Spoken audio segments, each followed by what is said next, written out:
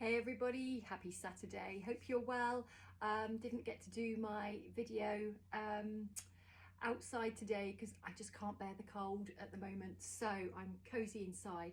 Thought I'd share today about my take on a spiritual awakening, and when I say my take on it, there's a lot of different information out there on what a spiritual awakening is, and it's not always that you have to be spiritual, like practicing spiritual things in order to have an awakening. It's really it's about our states of awareness, which is our states of consciousness. So when you hear about waking up, how woke are we?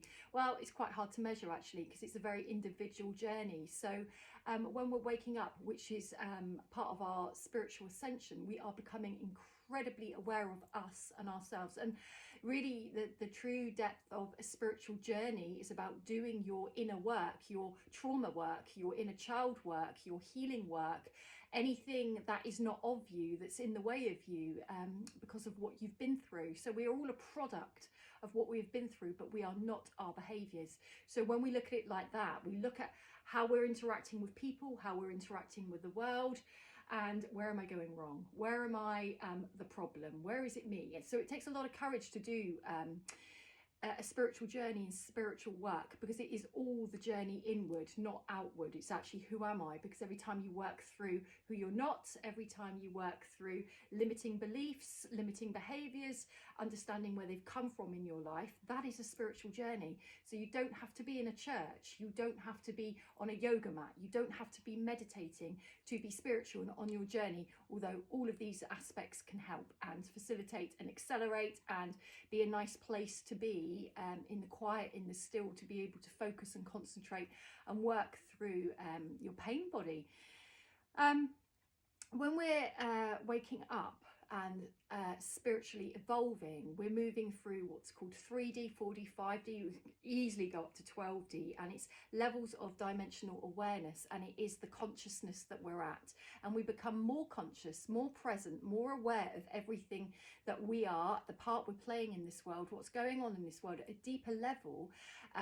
The more that we remove all the blockages within us. So we have many ego filters, lots of them, very individual, as to how we see the world. So if we're coming from a place of fear, a place of trauma, a place of unhealed wounds, a place of anger, a place of resentments, a fear of lack mentality, we're in survival because of what we've been through, those are the eyes we're going to experience everything through.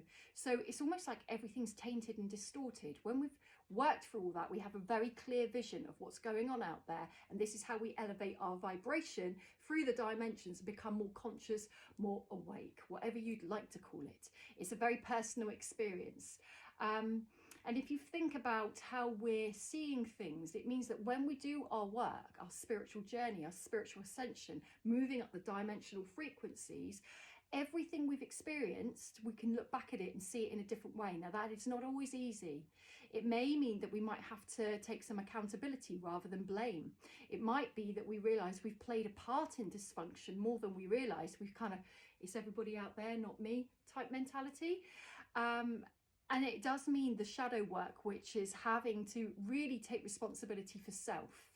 Responsibility for, it doesn't mean that it's necessarily our fault what we've been through, but it means that we are now taking responsibility for what we do with it, how we heal it, and how we allow it to direct our path.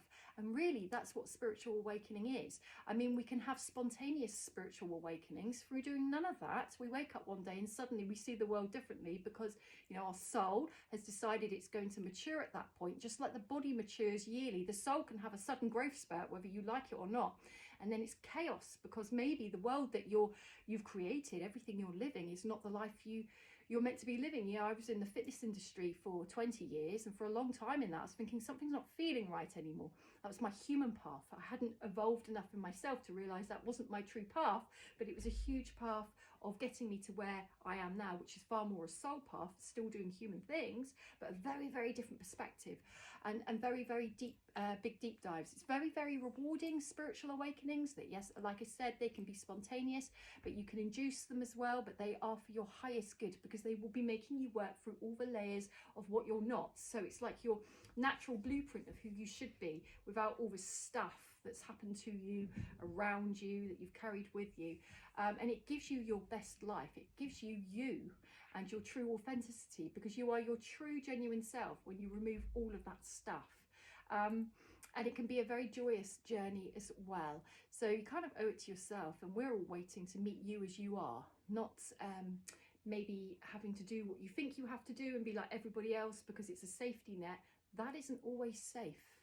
We need our individualism, all of us, to make a big turnaround in this world and to help heal each other and self. So find that courage and enjoy your spiritual awakening. Have a lovely weekend.